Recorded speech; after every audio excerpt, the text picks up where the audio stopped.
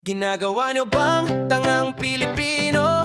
Araw-araw na lang bangayan, araw-araw na lang siraan, araw-araw na lang batuhan ng putik. Tapos ang kapal pa ng mukha ninyong magmalinis, itong kampo galit.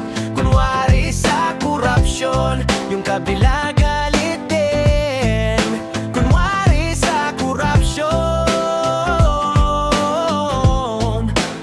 sariling tao ang nadadawi.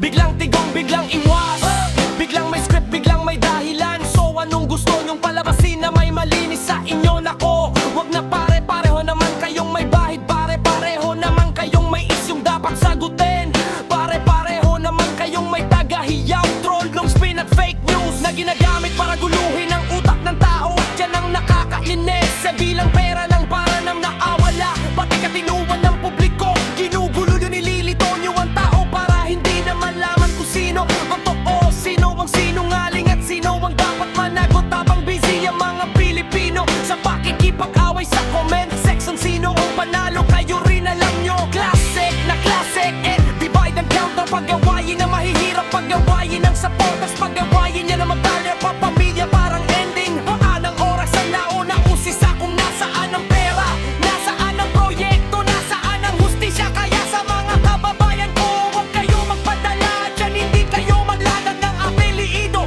hindi kayo tagapalakpak ng political dynasty, hindi kayo ginawa para maging libreng depensa ng mga taong baka hindi kayo kilala, pero kayo itong handang makipag-away para sa kanila. Alam niyong mag-isip-isip kayo kapag parehong kampo. Bakit kayo magbubulag-bulagan kapag parehong kampo?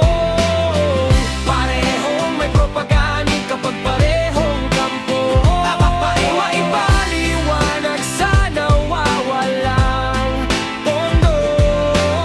Bakit kayo maniniwala agad? Minsan nga mapapaisip ka na lang, baka itong mga nag-aaway sa kamera nagkakaintindihan din sa likod, hanggang sigawan sa publiko. Palabas lang baka ang totoo, laban nila hindi para linisin ng gobyerno, kundi para kontrolin ang narrative kung protektahan ng sarili nilang interes. Habang sila naglalaro ng politika, ang Pilipinas ano na mahirap pa rin, magulo pa rin, maraming gutom, maraming walang tiwala, maraming sawang-sawa na alam nyo na pakayaman sa nabansang tuwi. Pero tignan nyo ang kalagayan, bagsak ang serbisyo, bitin ang pondo, laging may anomalyang sumisilip, laging may pera ng bayan na parang bulala lang nawawala. Tapos sasabihin nyo hindi kayo kurang, tama na. Huwag niyong insultihin ang common sense sa isang Pilipino.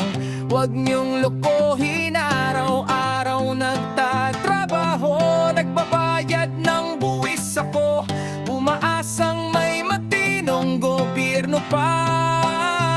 Dahil ang totoo, sawa ng pao sa drama nyo, sawa na sa script, sawa na sa press con, sawa na sa parinigan, sawa na sa kunyari, gyara na magkabilang panig. Hababang taong bayan ng tunay na duguan. Kaya itong simpleng mensahe, may kasalanan kayong